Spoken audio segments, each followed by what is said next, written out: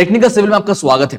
The fertilisers and chemicals Travancore limited यानी FACT, ये एक scheduled A multi divisional central PSU है और इस पीएसयू के द्वारा सिविल इंजीनियर्स के लिए कुछ खास रिक्रूटमेंट किए जा रहे हैं। इसलिए इस वीडियो में हम उन्हीं रिक्रूटमेंट्स की बात करेंगे, तो आप इस वीडियो को आखिर तक बिना स्किप किए जरूर देखिएगा। चलिए, तो फिलहाल आप देख सकते हो आपके सामने फैक्ट के द्वारा उनका ऑफिशियल एडवर्टाइजमेंट ओपन है और इस एडवर्टाइजमेंट की लिंक आपको नीचे डिस्क्रिप्शन बॉक्स में मिल जाएगी। आप वहां से इस पूरी पीडीएफ फाइल को डाउनलोड कर पाओगे। चलिए, तो यहां पर आपको शुरुआत में फैक्ट के बारे में कुछ इंपॉर्टेंट चीजें बता रखी है, मैं चाहूंगा आप उसको पढ़ लीजिएगा आराम से।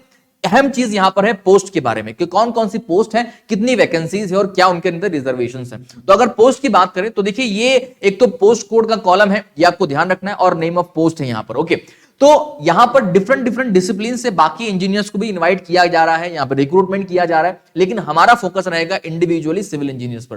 तो यहां पर देखिए पोस्ट कोड है सिविल की, जो कि है मैनेजमेंट ट्रेनी। ये पोस्ट कोड 12 नंबर की है और मैनेजमेंट ट्रेनी सिविल को यहां पर रिक्रूट किया जा रहा है। अब यहां पर जो टोटल वैकेंसीज है वो 2 नंबर ऑफ वैकेंसीज है और दोनों ही अनरिजर्व्ड है, यहां पर रिजर्वेशन नहीं है। ठीक है, यहां पर यानी ओपन कैटेगरी जनरल के लिए 2 ये सीट्स है अवेलेबल। अब उसी के साथ साथ एक और पोस्ट है और वो है 22 नंबर की, जो यहां पर आप देख सकते हो पोस्ट कोड 22 है और ये टेक्नीशियन सिविल की पोस्ट है जिसमें 3 वैकेंसीज है। तो कुल मिला के 5 वैकेंसीज है, 5 लोगों को रिक्रूट किया जा रहा है सिविल इंजीनियर्स को, और 5 पोस्ट जो है वो अनरिजर्व्ड है। अब आगे आपको इसके बारे में और भी कुछ डिटेल जानकारियां दे रखी है कि ये जो नंबर ऑफ वैकेंसीज है ये टेंटेटिव है और इसमें आगे कम ज्यादा हो सकता है, तो आपको ये भी ध्यान रखना है। उसी के साथ साथ आपको जो कुछ और पॉइंट में डिटेल्स यहां पर शेयर की गई है, मैं चाहूंगा कि आप इसको डाउनलोड करके आराम से 1 बाय 1 सारे पॉइंट्स पढ़ लीजिएगा, ताकि आपको इनका सारा नॉलेज या सारी जानकारी आप तक मिल जाए। ओके, उसके साथ यहां पर आपको सेकंड पॉइंट दे रखा है पोस्ट एंड स्पेसिफिकेशन, यानी कौन से पोस्ट की क्या स्पेसिफिकेशन होनी चाहिए, एलिजिबिलिटी क्राइटेरिया क्या होना चाहिए। तो ये जो पूरा टेबल है इसके अंदर आप देख सकते हो कि डिफरेंट पोस्ट है। हमारे पास जो पोस्ट कोड था वो 12 नंबर का और 22 नंबर का था, तो हम सीधे वहीं पर जंप करते हैं। ये 12 नंबर का जॉब पोस्ट है मैनेजमेंट ट्रेनी सिविल। यहां पर जो क्वालिफिकेशन रिक्वायरमेंट है वो है बैचलर्स डिग्री यानी बीई या BTech degree in civil engineering with 60% marks. ये आपका मिनिमम क्राइटेरिया है, अगर आपके पास है तो आप यहां पर अप्लाई कर सकते हो। और जो मैक्सिमम एज क्राइटेरिया है वो है 26 साल, यानी 26 साल से ज्यादा की एज वाले लोग इसमें अप्लाई नहीं कर पाएंगे, ये आपको ध्यान रखना है। ठीक है, उसी के साथ यहां पर 22 नंबर की जॉब पोस्ट थी टेक्नीशियन की, वो देख लेते हैं, और वो है यहां पर ये 22 नंबर की जॉब पोस्ट टेक्नीशियन सिविल। और यहां पर जो क्वालिफिकेशन की रिक्वायरमेंट मांगी गई है वो है diploma in civil engineer with 2 years experience in construction maintenance department in a large fertilizer industry। ठीक है, और अगर आपके पास ये 2 साल का एक्सपीरियंस नहीं है, अगर आपके पास 1 साल का एक्सपीरियंस भी है तो भी आप यहां पर अप्लाई कर पाओगे, लेकिन शर्त है कि आपके पास डिप्लोमा की डिग्री होनी चाहिए, और अगर 1 साल का मिनिमम एक्सपीरियंस है तो भी आप कर सकते हो। और उसके बाद भी अगर आप एक SC ST कैंडिडेट हो और आपके पास कोई एक्सपीरियंस भी नहीं है, बस आपके पास डिप्लोमा की डिग्री है, तो भी आप यहां पर अप्लाई कर सकते हो। इस पूरे पैरा के अंदर यही लिखा हुआ है। और यहां पर जो मैक्सिमम एज क्राइटेरिया है वो 35 साल का है, तो आपको यह भी ध्यान रखना होगा। ठीक है, इसके अलावा यहां पर थर्ड जो टेबल दे रखा है वो है एज लिमिट एंड रिलैक्सेशन। जो भी यहां पर रिजर्वेशन कैटेगरी से आते हैं उनको अगर रिलैक्सेशन की जानकारी चाहिए तो इस टेबल को वो प्रीफर कर सकते हैं। उसके साथ साथ यहां पर कुछ और पॉइंट्स भी आपको बता रखे, मैं चाहूंगा कि ये सारे पॉइंट को आप खुद ब खुद आराम से पढ़ लीजिएगा इस पीडीएफ फाइल को डाउनलोड करके, जिसकी लिंक नीचे डिस्क्रिप्शन बॉक्स में हमने दे रखी है। ठीक है, चलिए, उसके अलावा यहां पर एम्यूलमेंट यानी जो आपका मंथली आपको पे किया जाएगा उसके बारे में जानकारी दे रखी है। अगर हम बात करें मैनेजमेंट ट्रेनी यानी 8 से 17 जॉब पोस्ट या पोस्ट कोड जो थे उनके बीच, हमारा 12 नंबर का पोस्ट कोड था तो इसके बीच में आ जाता है। तो यहां पर आपको बताया गया है कि कंसोलिडेटेड पे of 30,000 per month for first 1 year, यानी पहले 1 साल के लिए आपको पर मंथ 30,000 की सैलरी दी जाएगी, और बिसाइड्स अदर बेनिफिट यानी जो उनके अलाउंस वगैरह होते हैं वो भी आपको दी जाएगी। उसी के साथ साथ पोस्टिंग एज असिस्टेंट मैनेजर, बाद में आपका असिस्टेंट मैनेजर की आपकी पोस्टिंग होगी 2nd ईयर में, वहां पर आपको 35,000 पर मंथ दिया जाएगा। और कंप्लीट अगर ये आपकी हो जाती है 2 साल ट्रेनिंग के, तो उसके बाद आपको एब्जॉर्ब किया जाएगा मैनेजरियल स्केल पर, और वहां पर आपकी जो पे या मंथली सैलरी आपकी होगी वो 20,600 से 46,500 के बीच में होगी मिनिमम स्केल के तौर पर, और आपको वहां पर असिस्टेंट मैनेजर के तौर पर पोस्ट किया जाएगा। तो ये आपका पोस्टिंग का पूरा सिचुएशन था और उसको मंथली जो पे था वो उसकी जानकारी थी। उसी के साथ साथ टेक्नीशियन की अगर बात करें तो हमारा जॉब पोस्ट 22 का है पोस्ट कोड, तो यहां पर आप देख सकते हो appointment will be initially on consolidated pay for 2 years beside other benefit, यानी आपको इनिशियली 2 साल के लिए जो है पोस्ट किया जाएगा, और वहां पर जो आपकी सैलरी होगी those appointed with 2 year experience with paid consolidated पे ऑफ 22,000 पर मंथ। यानी अगर आपके पास 2 साल का एक्सपीरियंस है और आप वहां पर जुड़े हो, आपको सिलेक्ट किया गया है, तो 22,000 पर मंथ आपकी सैलरी होगी। और अगले साल यानी 1 साल के लिए 22,000, अगले साल के लिए आपको 3% का एनुअल इंक्रीज मिलेगा, तो ये आपको बेनिफिट मिलेगा। लेकिन वहीं अगर आपके पास 1 साल का एक्सपीरियंस है और आप जुड़े हो, आपको सिलेक्ट किया गया है, तो आपकी 20,000 की सैलरी होगी। और अगर आपके पास एक्सपीरियंस नहीं था, उसके बाद आप सिलेक्ट किए गए हो, तो आपको 18,000 पर मंथ की आपकी सैलरी होगी। तो ये आपको ध्यान रखना है, आपके एक्सपीरियंस के हिसाब से आपको यहां पर सैलरी दी जाएगी। ओके, चलिए उसके साथ साथ और भी कुछ यहां पर डिटेल्स दे रखी है पॉइंट के अंदर, मैं चाहूंगा ये आप पढ़ लीजिएगा आराम से। इतने सारे पॉइंट अगर मैं यहां पर पढ़ने जाऊंगा तो ये वीडियो बहुत ज्यादा लेंथी हो जाएगा, जो हम नहीं चाहते। ठीक है, यहां पर रिजर्वेशन और रिलैक्सेशन की कुछ बातें कही गई है, ये भी आप आराम से पढ़ लीजिएगा इस पीडीएफ फाइल को डाउनलोड करके।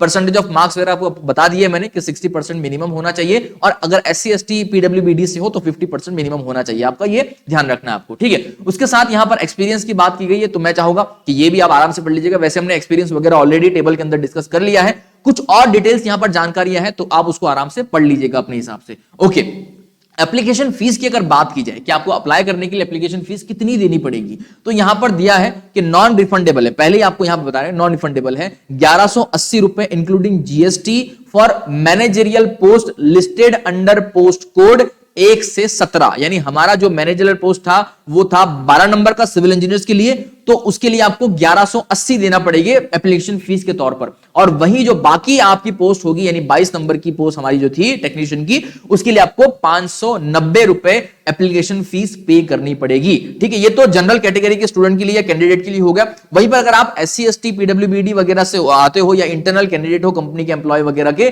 तो वहां पर आपको कोई फीस देने की जरूरत नहीं है इन केसेस के अंदर। ठीक है, ये एप्लीकेशन फीस की बात हो गई। उसके अलावा यहां पर और भी कुछ चीजें हैं जो आप पढ़ लीजिएगा आराम से।